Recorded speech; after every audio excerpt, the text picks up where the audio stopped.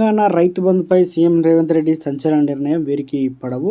ఆ విషయాలన్నీ తెలుసుకునే ముందు ఈ వీడియోను పూర్తిగా చూడండి. అప్పుడే మీకు పూర్తిగా అర్థమవుతుంది. అదేవిధంగా చాలామంది సబ్స్క్రైబ్ చేయకుండా వీడియోని చూస్తున్నారు. దయచేసి ఛానల్ సబ్స్క్రైబ్ చేసుకోండి. సబ్స్క్రైబ్ చేసుకున్న వెంటనే నేను చేసే ప్రతి అప్డేట్ కూడా నోటిఫికేషన్ రూపంలో వస్తుంది. అదేవిధంగా లైక్ చేయడం మర్చిపోతున్నారు. దయచేసి లైక్ చేయండి. లైక్ చేయడం వల్ల ఇటువంటి ఇంపార్టెంట్ ఇన్ఫర్మేషన్ చాలామందికి రీచ్ చేసిన వారు అవుతాం. ఇక లేట్ చేయకుండా వివరాలకు వచ్చినట్లయితే రైతు బంధు నిధులు జమ ప్రక్రియ నత్తనడక సాగుతుంది.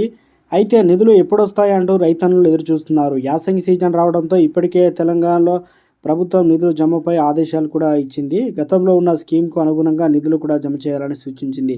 త్వరలోనే రైతు భరోసాగా మార్చి చేయాలని నిర్ణయించింది. అయితే సర్కారు నుంచి ఆదేశాలు వచ్చినప్పటికీ నిధుల ప్రక్రియ మాత్రం చాలా నెమ్మదిగా అవుతుంది. ఇప్పటివరకు కేవలం ఎకరంలోపు ఉన్న వారికి మాత్రమే డబ్బులు అయితే జమ అయినట్లు సందేశాలు వస్తుంది. ఇక గ్రామాల్లో చాలామంది రైతులు బ్యాంకుల చుట్టూ తిరుగుతున్నారు. డబ్బులు జమ అయ్యాయా లేదా అని తెలుసుకునేందుకు ప్రదక్షిణలు చేస్తున్నారు.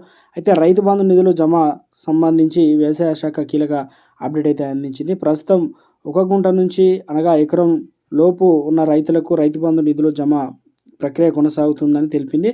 ఇక ఎకరం లోపు ఉన్న రైతులకు పూర్తి అయిన తర్వాత ఎకరం నుంచి 2 ఎకరాల వరకు రైతులకు వారం రోజుల్లోపు ఈ డబ్బులు కూడా జమ అవుతాయని చెప్పేసింది. రోజుకు ఎకరా వారిగా కాకుండా యాసంగి సీజన్లో అయ్యేలోపు అందరికీ రైతుల ఖాతాలో నిధులు జమ అవుతాయని, కావున రైతులు బ్యాంకు ఖాతాలు ఏదైతే చుట్టూ తిరగకుండా ఫోన్లకు మెసేజ్ వచ్చిన తర్వాత బ్యాంకు వెళ్ళి సూచించాలని డబ్బులు తెచ్చుకోవాలని చెప్పడం జరిగింది.